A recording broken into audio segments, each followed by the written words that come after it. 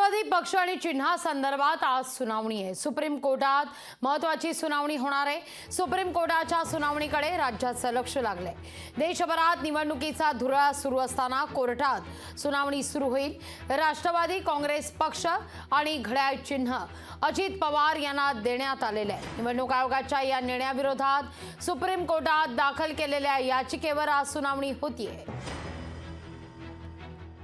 आज सुनावणी आहे, पण त्या सुनावणीमध्ये खूप काय होईल असं नाही, कारण जो अजितदादा मित्र परिवार आहे त्यांनी काही गोष्टी डिले केलेला आहे, उशीर केलेला आहे आणि मग आज ते उत्तर देतील। ते उत्तर काय देतात आपल्याला बघावं लागेल। लोकसभा इलेक्शन झालं तर ते चिन्ह आणि तो पक्ष हा फ्रीज होईल असं आम्हाला वाटतं। नाही तर साहेबांना विचारलं जाईल या पक्षाचं तुम्ही काय करणार।